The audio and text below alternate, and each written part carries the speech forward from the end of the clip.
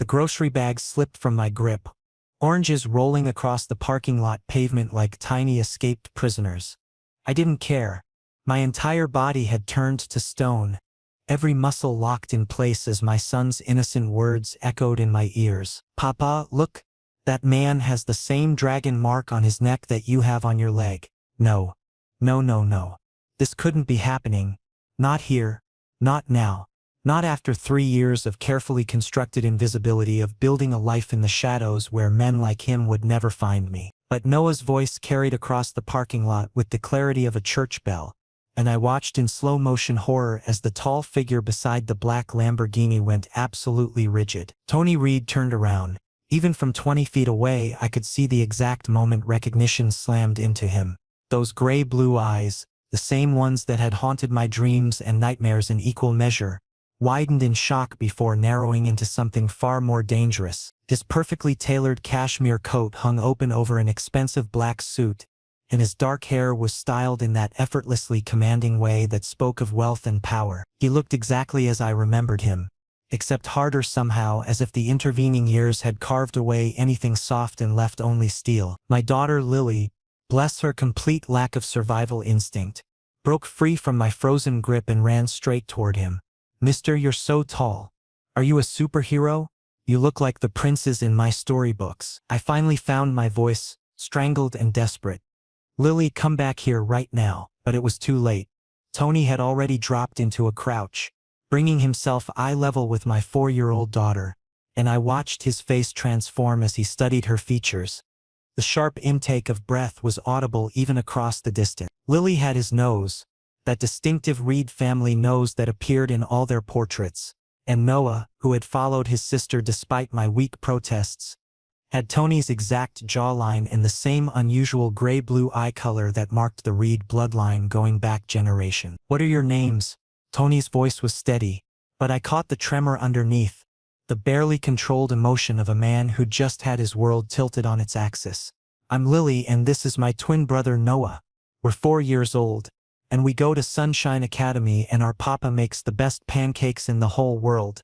Lily delivered this information in one breathless rush, completely oblivious to the way Tony's hands had started shaking. "Your papa," Tony repeated slowly, his gaze lifting from the children to lock onto me with laser focus. "Jerry." The way he said my name, like a prayer and a curse wrapped together, sent ice water through my veins. I forced my legs to move, crossing the parking lot on unsteady feet to physically place myself between Tony and my children. My omega instincts screamed at me to submit, to lower my gaze, to acknowledge the alpha dominance rolling off him in waves. I crushed those instincts ruthlessly. "We need to leave," I said, keeping my voice level despite the panic clawing at my throat.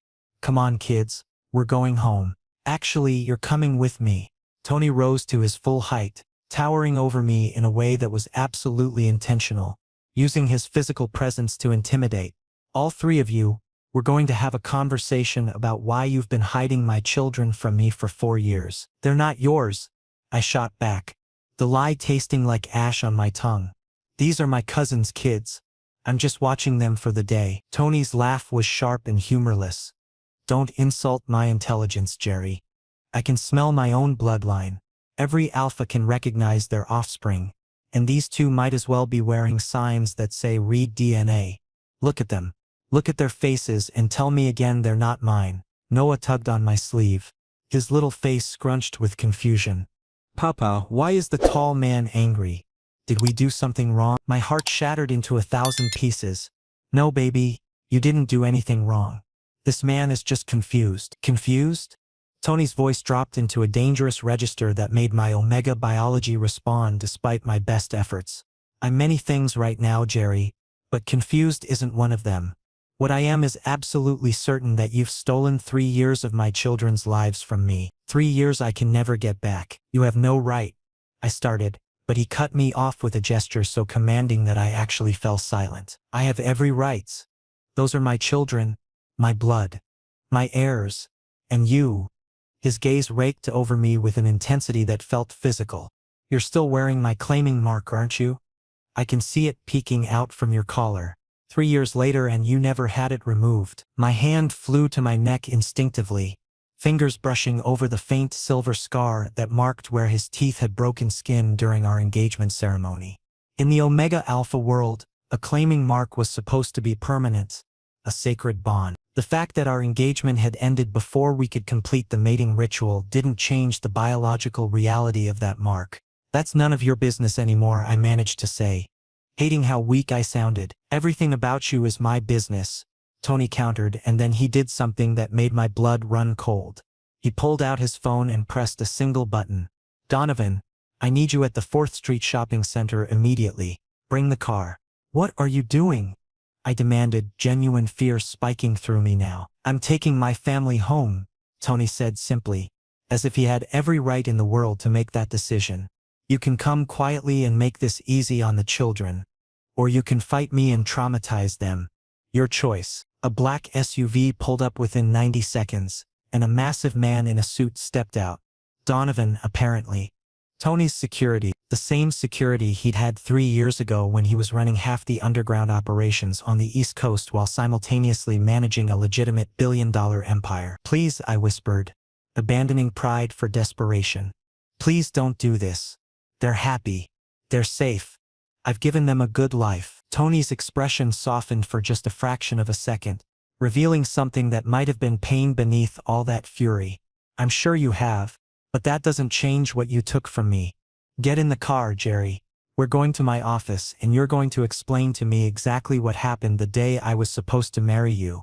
The day you disappeared without a trace while I was locked in a basement fighting for my life. That stopped me cold. What? You heard me. Now get in the car before I simply pick you up and put you in it myself. Lily and Noah, sensing the tension even if they didn't understand it, pressed against my legs. I looked down at their confused, scared faces and knew I had no choice. Tony Reed wasn't making empty threats. He would absolutely throw me over his shoulder and carry me to that SUV if I resisted.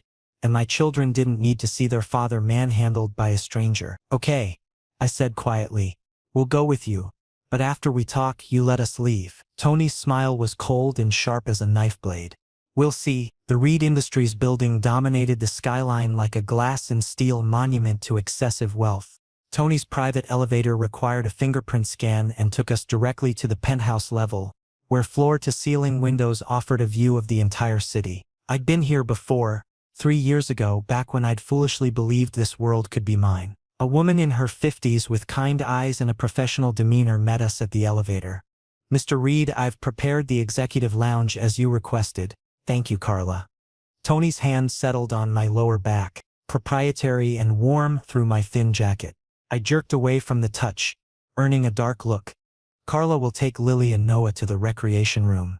It's fully equipped with toys, games, and anything else children might enjoy. They'll be perfectly safe. I'm not leaving them, I protested immediately. You don't have a choice. What we need to discuss isn't appropriate for their ears. Tony's tone brooked no argument. He knelt down to the twins' level, his voice gentling in a way that made my chest ache. Lily, Noah, Miss Carla is going to show you a room full of toys. Would you like that? Noah's eyes lit up. Real toys? Like action figures? An entire wall of them? Carla confirmed warmly. And Lily, I believe we have a collection of dress-up clothes that might interest you. Can we go, Papa? Lily looked up at me with those pleading eyes that I could never resist. I wanted to refuse to grab my children and run. But where would we go? Tony had resources I couldn't begin to match. If he wanted to find us again, he would. Better to face this now, on somewhat controlled terms, than to spend the rest of my life looking over my shoulder. Stay with Miss Carla, I instructed, brushing my fingers through Noah's hair. Don't leave the room she takes you to.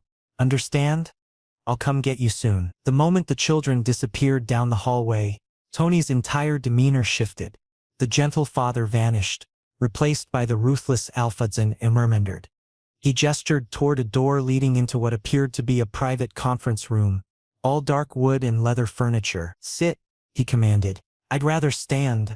I crossed my arms defensively, trying to maintain some semblance of control over the situation. That wasn't a request. The alpha command in his voice hit me like a physical force, and my knees actually buckled slightly before I locked them. Damn, my omega biology. Sit down, Jerry, Mef, I make you sit down. I sat, mostly because fighting my own instincts while also fighting Tony seemed like a losing battle. He remained standing, pacing behind his desk like a caged predator, running one hand through his dark hair in a gesture I recognized as frustration. Start talking, he said finally. Explain to me how you could disappear the morning of our wedding. How you could let me believe you'd abandoned me. That you decided I wasn't worth binding yourself to. Do you have any concept of what that did to me? The raw hurt in his voice caught me off guard. I'd spent 3 years painting Tony as the villain in my story, the alpha who'd left me standing alone at the altar in front of 300 guests. Hearing him claim the opposite threatened to crack the foundation of every decision I'd made since that day. You didn't show up, I said, my voice hollow. I waited for 3 hours in that church. My family, my friends, everyone watching as the minutes ticked by and you never came. The humiliation was, I cut myself off, swallowing hard. Eventually, your assistant came and said the wedding was canceled. No explanation, no apology, just canceled.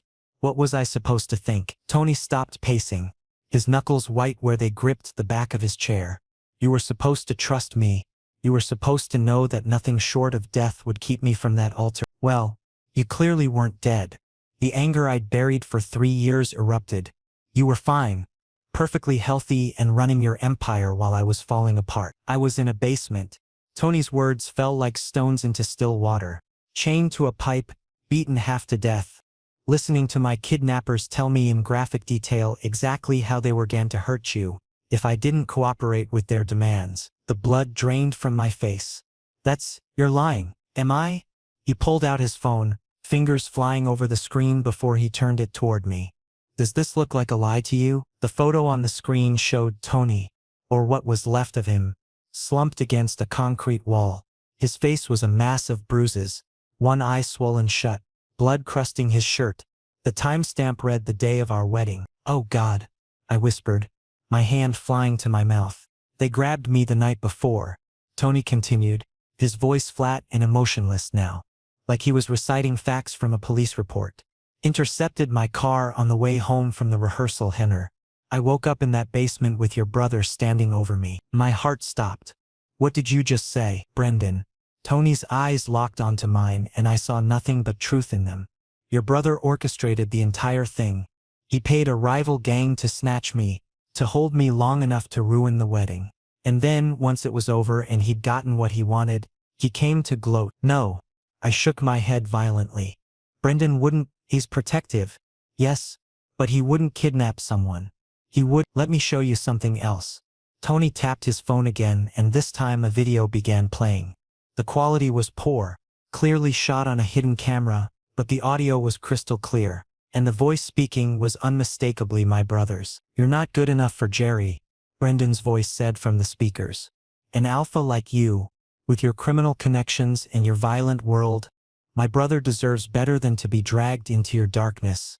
This wedding would have ruined his life. So you ruined it instead, Tony's voice responded, thick with pain. By making him think I abandoned him, I saved him from making the biggest mistake of his life. He'll get over you. Find someone stable, someone safe, someone who won't get him killed. The video ended and silence filled the room like a living thing. I couldn't breathe, couldn't think, couldn't process what I'd just heard. Brendan, who'd held me while I cried myself sick over Tony's disappearance. Brendan, who'd helped me move across the country to start fresh. Brendan, who'd been there for every milestone of my pregnancy, who'd been in the delivery room when the twins were born. Brendan, who'd destroyed my life and smiled while doing it. I'm going to be sick, I gasped, lurching toward the small bathroom attached to the conference room. I barely made it before my stomach emptied itself. 3 years of carefully constructed reality shattering around me. I don't know how long I knelt on that cold bathroom tile, my body shaking with the force of my sobs. Everything I'd believed, every decision I'd made, had been built on a foundation of lies. Tony hadn't abandoned me. He'd been taken, hurt, threatened, and Brendan, my own brother, had orchestrated the whole nightmare. A gentle knock on the door made me flinch. Jerry, I'm coming in. I didn't have the energy to protest. Tony entered the small space, and despite everything, despite the chaos and confusion and betrayal, his presence somehow steadied me. He wet a hand towel under the faucet and knelt beside me, carefully wiping my face with a tenderness that made my chest ache. "I need you to understand something," he said quietly, his gray-blue eyes searching mine. "When I finally got free from that basement, the first thing I did was come looking for you. But you were gone. Your apartment was cleared out. Your phone disconnected. Your family claiming they had no idea where you went. I searched for months, Jerry. I hired investigators, called in every favor I was owed. You'd vanished like smoke. I ran," I admitted, my voice raw from crying. "I couldn't stay in that city, couldn't face the pity and the questions. My cousin offered me her spare room in Seattle, and I, sick, left everything behind. I didn't even know I was pregnant till 6 weeks later." Tony's hand stilled on my face. 6 weeks. "I thought about telling you," I continued, the words spilling out now that the dam had broken. "I looked you up online 100 times, drafted 1,000 emails I never sent. But Brendan convinced me you wouldn't want the burden of an omega and children, that you'd probably already moved on to someone more suitable for your lifestyle." He was very persuasive. I'm sure he was. Tony's jaw clenched. "Your brother is lucky I have more self-control now than I did 3 years ago, because my first instinct when I saw him in that video was to put a bullet between his eyes. The casual way he mentioned murder should have terrified me.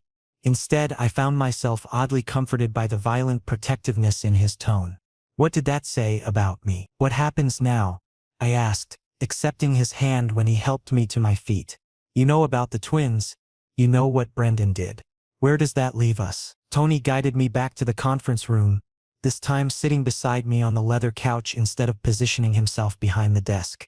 The change in dynamic felt significant somehow, less adversarial. "I want my children in my life," he said bluntly. "That's non-negotiable. But I also understand that you've been their only parent for 4 years. Ripping them away from me would be cruel. And despite what you might think, I'm not a cruel man. What are you proposing? Move in with me. You and the twins. Give me a chance to be their father, to build a relationship with them. 3 months. That's all I'm asking. If at the end of that time you genuinely believe I'm a danger to them or to you, I'll arrange for joint custody and you can have your own place. But I need this chance, Jerry. I need to know my children." It was a reasonable request. More reasonable than I'd expected from a man with Tony's reputation and resources. He could probably take the twins from me entirely if he wanted to fight dirty in court. An unmarried omega with limited income versus a billionaire alpha with unlimited legal resources. The outcome would never be in my favor. And what about us? The question slipped out before I could stop it. What about our history? The claiming mark? Everything that happened before? Tony's hand came up to cup my face, his thumb brushing over my cheekbone with heartbreaking gentleness. "I never stopped wanting you, Jerry. Not for a single day in 3 years. But I also recognize that you've built a life without me, that you have every reason not to trust me after what you believed happened. I'm not asking you to fall back into my arms. I'm asking you to let me prove myself. To you and to our children." The sincerity in his voice was my undoing. I'd spent so long being angry, being hurt, being alone. The idea of letting someone share that burden, even temporarily, was dangerously appealing. And the twins deserved a father, deserved the chance to know the man whose blood ran through their veins. 3 months, I heard myself say. But I need boundaries, Tony. Separate rooms. No expectations beyond co-parenting. I can't just pick up where we left off like nothing happened. Something flickered in his eyes. Disappointment maybe, or pain. But he nodded. Separate rooms. Co-parenting only. Whatever you need to feel safe. A buzz from the intercom interrupted us. Carla's voice came through, professional but slightly amused. "Mr. Reed, the children are asking for their papa. They've built what they're calling the most awesome castle ever and insist he needs to see it immediately." Despite everything, I felt a smile tug at my lips. That would be Noah.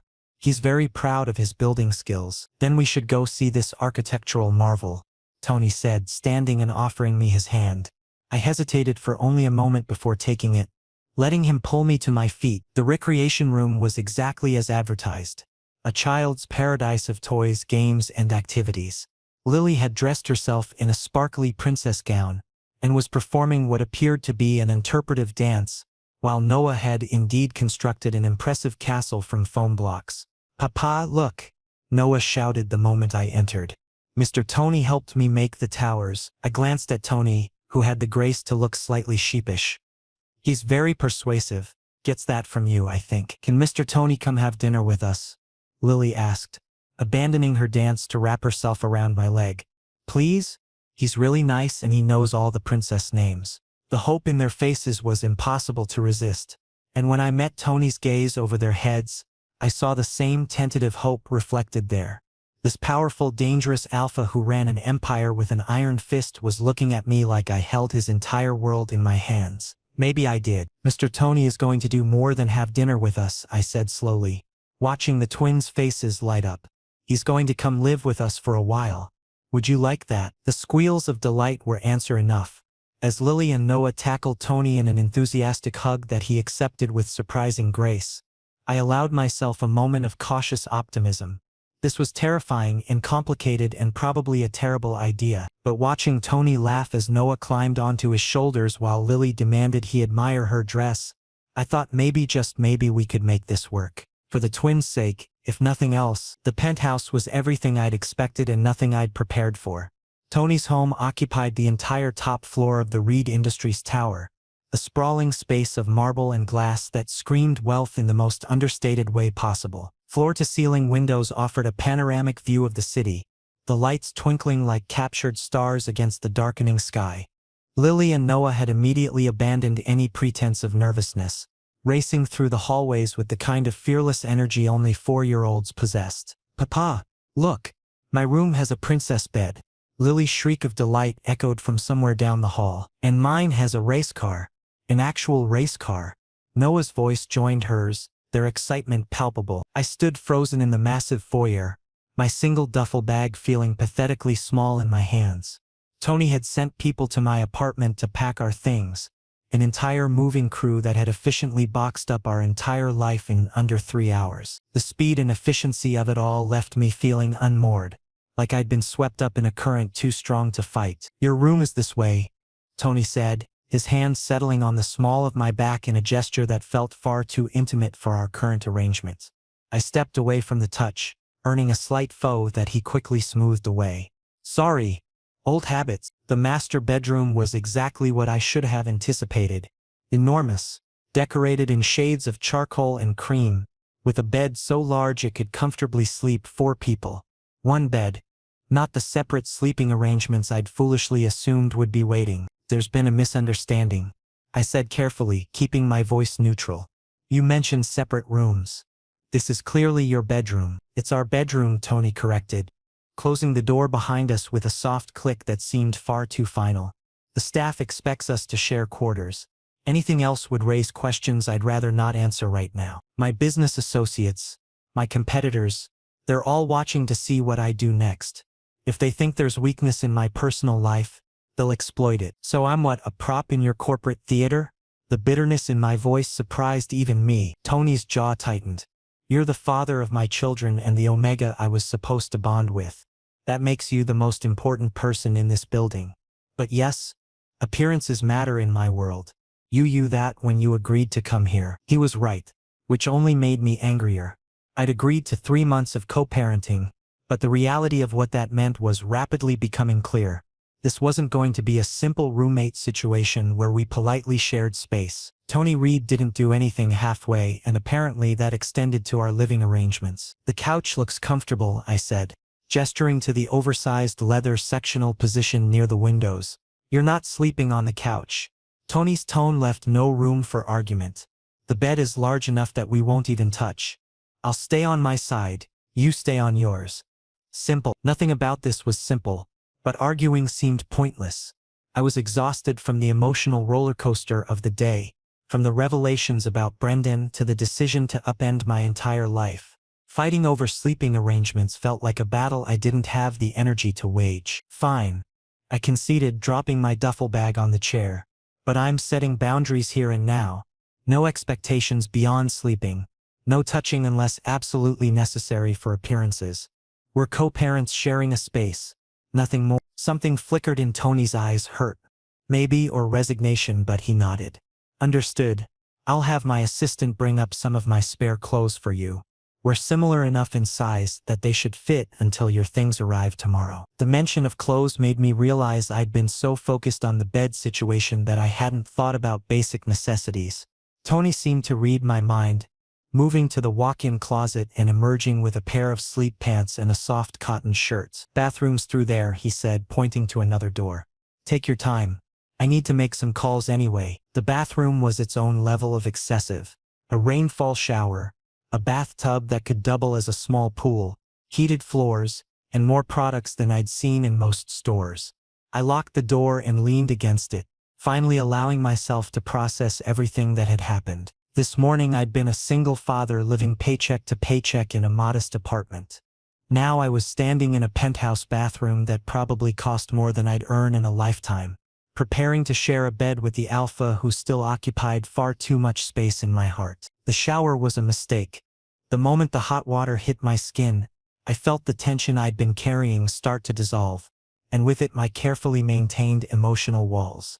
I stayed under the spray until the water started to cool, then forced myself to emerge and face reality. Tony was already in bed when I came out, propped against the headboard with a tablet in his hands, reading what looked like financial reports. He'd changed into simple sleep pants and nothing else, his chest bare and displaying the kind of musculature that came from dedicated gym time. The claiming mark I'd given him 3 years ago was still visible on his shoulder, a silvery crescent that matched the one he'd left on my neck. Lily and Noah are asleep, he said without looking up. I checked on them a few minutes ago. They've already made themselves completely at home. I climbed into the bed, staying as far to my side as physically possible. The mattress was so large that there was still a good 3 feet of space between us, but it somehow felt like inches. Tony's scent, that distinctive combination of cedar wood and something uniquely him, surrounded me, making my omega instincts sing with recognition and wants. We should establish some ground rules, I said, staring at the ceiling rather than looking at him. For the twins. Consistent bedtimes, limited screen time, healthy meals. I don't want their route disrupted more than it already has been. Agreed. I've already arranged for them to continue at their current school. My driver will handle transportation, but if you'd prefer to take them yourself, that's fine too.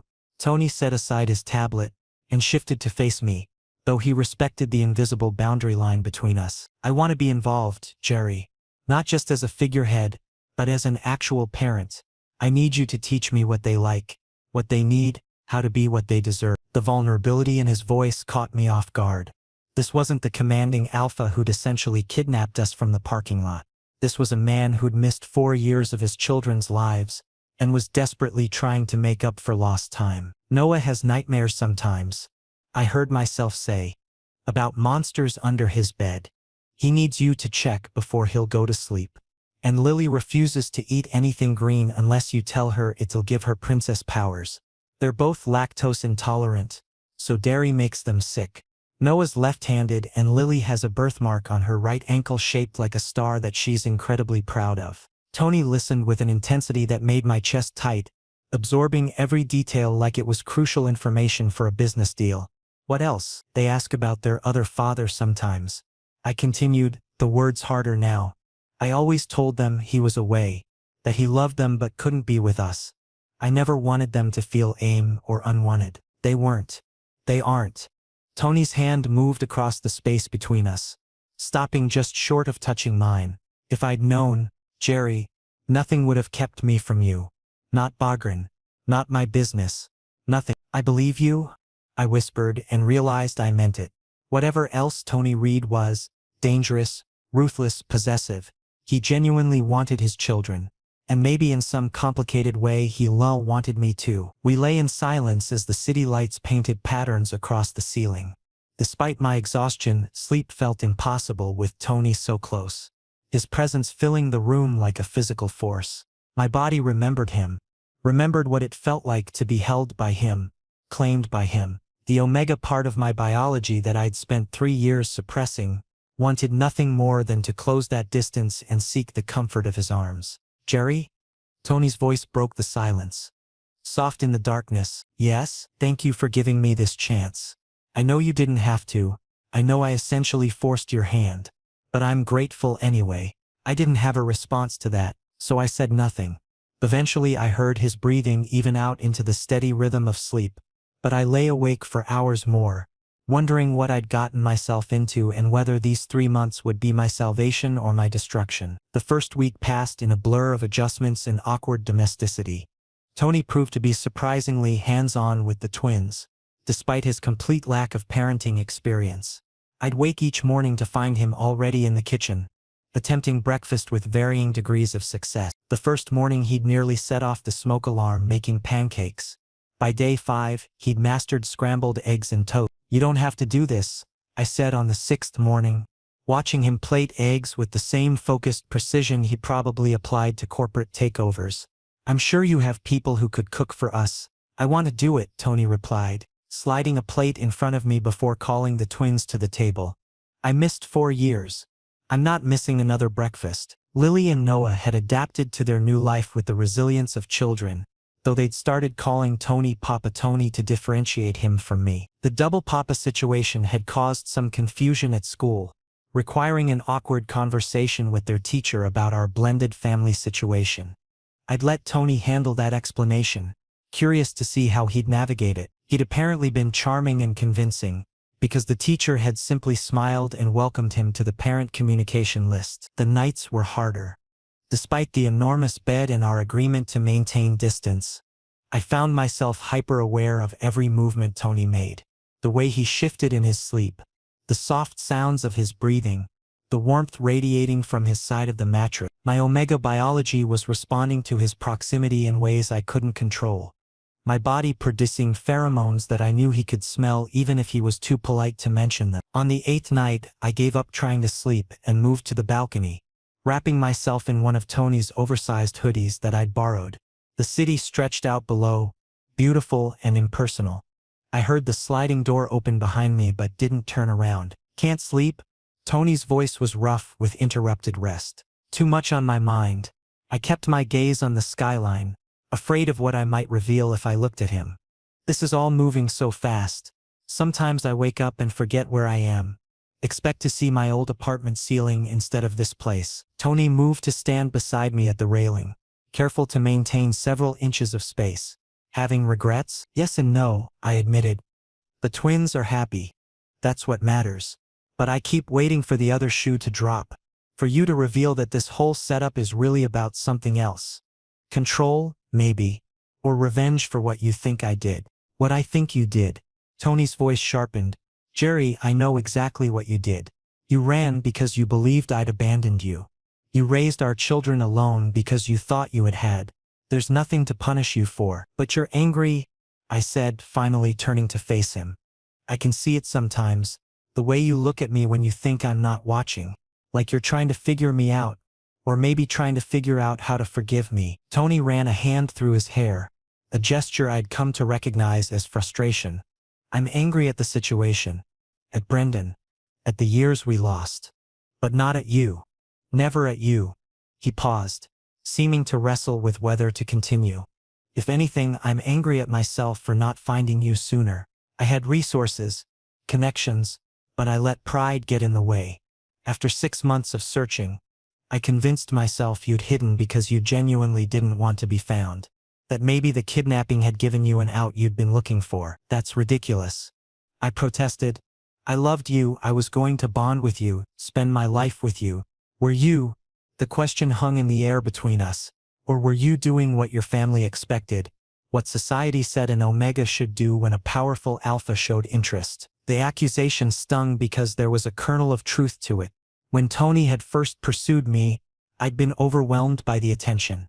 An alpha of his status typically chose omegas from established families, people who could bring social or financial advantages to the union. I'd been a graduate student working 3 part-time jobs.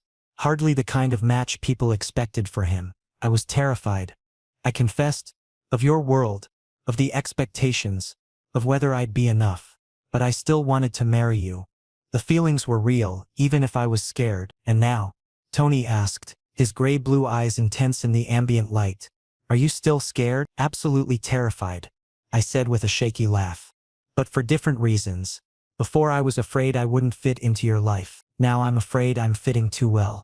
that this temporary arrangement is starting to feel permanent, and in 3 months when you keep your promise to let me choose, I won't want to leave. The confession hung between us, raw and honest. Tony's intake of breath was sharp, and for a moment I thought he might close the distance between us, might touch me in a way that had nothing to do with appearances and everything to do with the want I could see written across his features. His phone buzzed, shattering the moment. Tony pulled it from his pocket, and I watched his entire demeanor change, his jaw clenching, his eyes going hard and cold. "What's wrong?" I asked, already knowing I wouldn't like the answer. "Brendan is back in the city," Tony said, his voice devoid of emotion in that way that meant he was furiously angry. "He's been asking questions, trying to find out where you are." My blood turned to ice. "How do you know?" "I have people monitoring him. I told you, he's dangerous. Not in the violent sense, maybe, but in his complete conviction that he knows what's best for you." Tony's grip on his phone tightened until I thought the screen might crack. "He needs to understand that you're under my protection now, that he doesn't get to interfere anymore. I need to see him," I said, the words surprising me as much as they clearly surprised Tony. "I need to hear from him directly why he did what he did. I need closure on this, Tony. I can't move forward until I understand." "Absolutely not. It's too risky. He's my brother," I insisted, feeling my own anger rise to match Tony's. "Whatever he's done, I deserve answers. You can't just lock me away and pretend the past doesn't exist." "I can if it keeps you safe." "Safe from what? Uncomfortable conversations? Emotional pain?" "I'm not made of glass, Tony. I've survived 3 years without you, raised 2 children alone, built a life from nothing. I think I can handle talking to my brother." Tony was quiet for a long moment, studying my face with that unreadable expression he wore during business negotiations. "Fine," he finally said. "But I'm coming with you, and if he even looks at it wrong, I'm ending the conversation." "Deal," I agreed, though the thought of confronting Brendan made my stomach churn. We stood on the balcony a while longer, the city humming below us, both lost in our own thoughts about what the confrontation might bring. When we finally went back inside, Tony paused at the bedroom door. "For what it's worth," he said quietly, "I hope in 3 months you'll want to stay. Not for the twins, not for appearances, but because this is where you want to be. With me." I didn't answer, couldn't answer, because I was starting to suspect he was right. And that terrified me more than anything else. The warehouse was exactly the kind of location I'd expected for this meeting. Abandoned, industrial, the sort of place where people went to have conversations they didn't want overheard. Tony's security team had swept it twice before allowing us inside, and even now I could see armed men positioned at strategic points around the perimeter. The level of precaution would have seemed paranoid if I didn't know what Brendan had already proven himself capable of. My brother stood in the center of the empty space, looking smaller somehow than I remembered. He'd always been the strong one, the protector, the person I turned to when life became overwhelming. Seeing him now, his shoulders hunched and his face haggard, was disorienting. This wasn't the confident older brother who'd helped raise me after our parents died. This was a stranger wearing Brendan's face. "Jerry," he said, his voice cracking on my name. "You came? I wasn't sure you would." "Why are you here?" I asked, keeping my distance despite every instinct screaming at me to run to him, to seek the comfort of the only family I had left. "What could you possibly have to say that would make any of this okay?" "Nothing. There's nothing I can say." Brendan's eyes were red-rimmed, and as I watched, tears began tracking down his face. My brother, who I'd seen cry exactly twice in my entire life, was breaking down in front of me. "I destroyed everything. Your happiness, your future, your faith in me. I know that, but I need you to understand that I thought I was saving you." "Saving me from what?" The anger I'd been suppressing for weeks finally erupted. "From love? From having a family? From building a life with someone who actually wanted me? From becoming a casualty?" Brendan shouted back, his composure cracking. "Do you have any idea the kind of world Tony operates in? The enemies he's made, the violence that surrounds him. I watched our parents die, Jerry. I raised you to keep you safe, and then you were going to bond with a man who has a target on his back 24/7. I couldn't let that happen." "That wasn't your decision to make," I said, my voice shaking with suppressed emotion. "You took away my choice. You let me believe I'd been abandoned, let me raise his children alone. struggling and scared and convinced I'd done something wrong. Do you understand what that did to me? Tony shifted beside me, and I felt rather than saw the moment he was ready to intervene. I held up a hand, stopping him. This was my confrontation, my pain to process. I know, Brendan whispered. I've known every day for 3 years. I hired someone to keep tabs on you, to make sure you were safe. I saw how hard you worked, how you sacrificed 7 for those kids, and I hated myself more with every report. But I still believed I'd made the right choice. And now? I asked, what's changed? Brendan's gaze shifted to Tony, lingering for a moment before returning to me. I saw you at the park last week. You, Tony, and the twins. You were laughing at something Noah said, and Tony was holding Lily, and you all looked complete. Like the family I'd convinced myself you could never have with him. And I realized I'd been wrong about everything. The confession hit me like a physical blow. All of this, the kidnapping, the lies, the manipulation, had been motivated by love, twisted and misguided as it was. Brendan had genuinely believed he was protecting me. That somehow made it worse. I could handle malice, could fight against deliberate cruelty. But this was tragedy born from good intentions. And I didn't know how to process it. You're right that you made the wrong choice, I said finally, my voice steadier than I felt. You should have trusted me to make my own decisions, to handle my own life. But I also understand that you acted out of fear, out of trauma from losing our parents. That doesn't excuse what you did, but it helps me understand why. Does that mean you forgive me? Hope flickered in Brendan's eyes, desperate and fragile. No, I said, watching that hope die. Maybe someday, but not now. The hurt is too fresh, the consequences too severe. You cost me 3 years with Tony, cost my children their father, cost all of us a future that should have been ours. Forgiveness isn't something I can give today. Brendan nodded, accepting the verdict with the kind of resignation that spoke of expectations met. I understand. But Jerry, if you're happy with him, if he treats you right and keeps you safe, then I can live with your hatred. Just promise me you'll be careful. Promise me you'll protect yourself and those kids. Before I could respond, Tony stepped forward, positioning himself partially in front of me in a gesture that was both protective and possessive. Jerry doesn't need your permission to be happy, and he certainly doesn't need your advice on how to protect our family. You forfeited any right to have opinions about his life when you decided you knew better than him what he needed. I know, Brendan said, but he kept his eyes on me rather than engaging with Tony. I'm not asking for permission. I'm asking my brother to be safe. Is that really so unreasonable? What's unreasonable? Tony said, his voice dropping into that dangerous register that made even his business associates nervous. Is you thinking you have any standing to ask for anything? You're lucky I haven't had you arrested for kidnapping and assaults. The only reason you're walking free is because Jerry asked me not to press charges. Don't mistake my restraint for forgiveness or weakness. The threat was clear, and I saw Brendan's throat work as he swallowed hard. I understand. I'll leave you alone.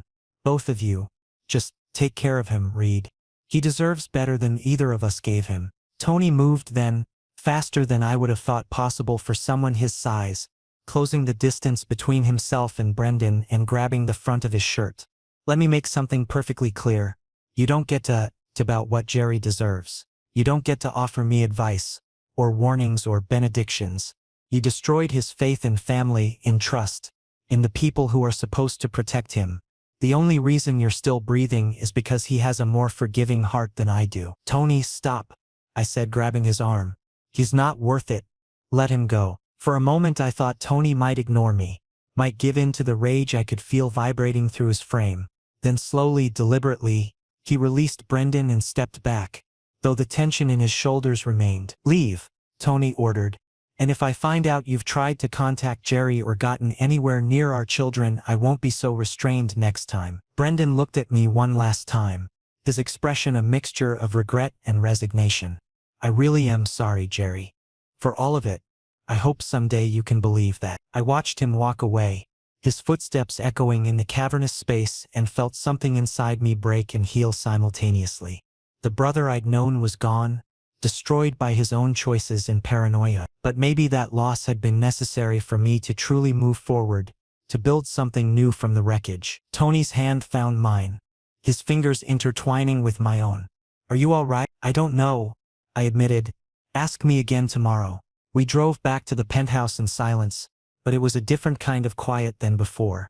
Less fraught, more contemplative. Tony's thumb traced patterns on the back of my hand where he still held it, a gentle touch that grounded me in the present moment. When we got home, Lily and Noah were already asleep, tended by the nanny Tony had hired.